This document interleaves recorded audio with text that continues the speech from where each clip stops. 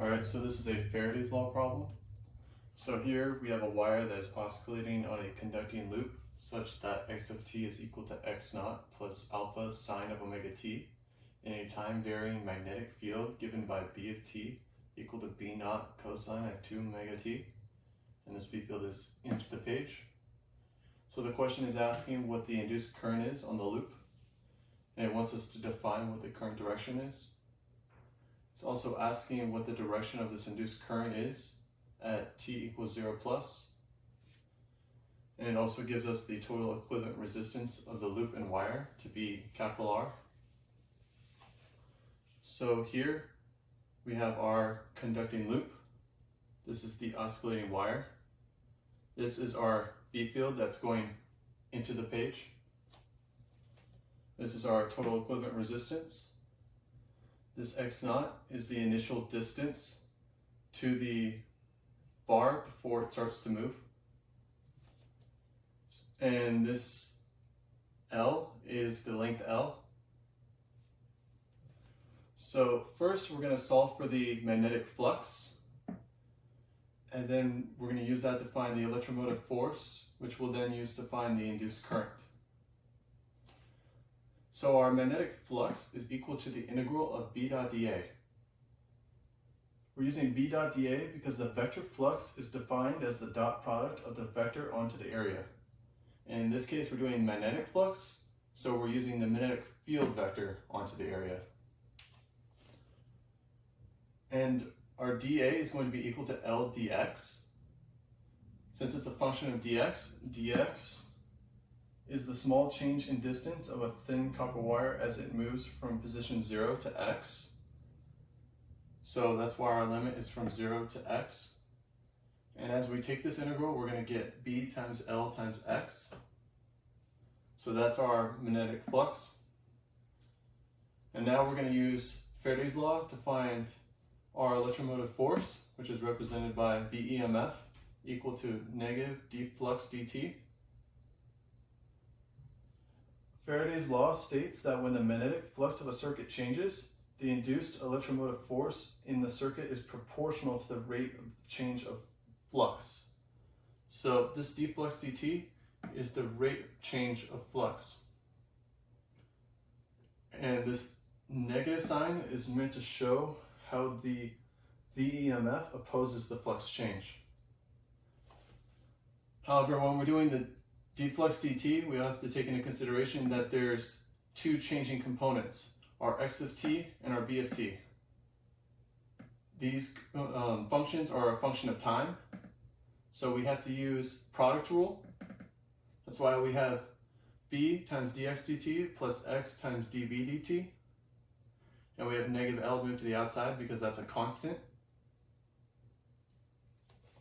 And then from there, we're going to take the derivative of our x function. So the derivative here will be alpha omega cosine of omega t. And when we take the derivative of our B field function, we're going to get negative 2 omega B naught sine of 2 omega t. So that's our electromotive force.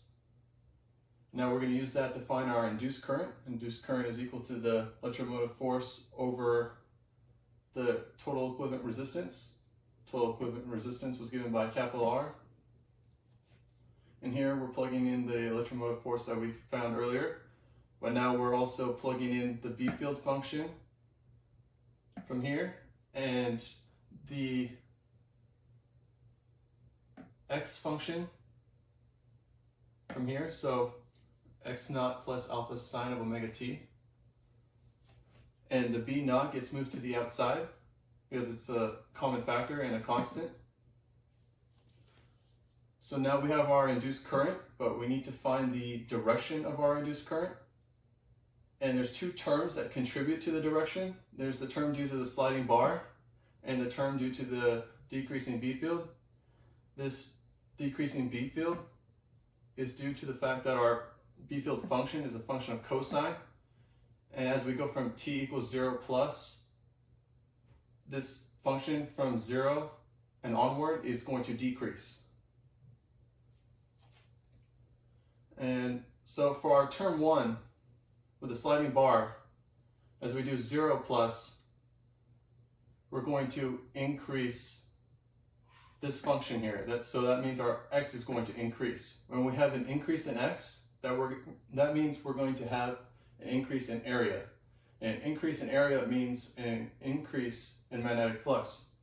However, due to Lenz's law, the flux needs to remain unchanged. So to compensate for that, we need to have an induced B field that increases out of the page to oppose that change in flux.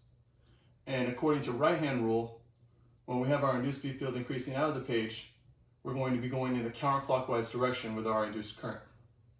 So that is why this term is counterclockwise. Now for our second term, due to the decreasing B field, a decreasing B field into the page is going to decrease our magnetic flux. So to counter that change in flux, we need to have an induced B field that's increasing into the page. And with right-hand rule, we're going to be going in the clockwise direction. So now that we have the directions from each of these terms, we have to determine which term is dominant.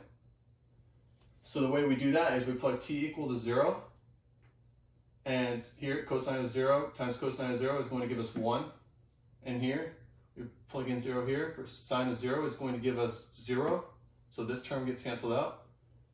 So with this term remaining, we notice it comes from our dx dt, the change in x, so we're going to be using the sliding bar term.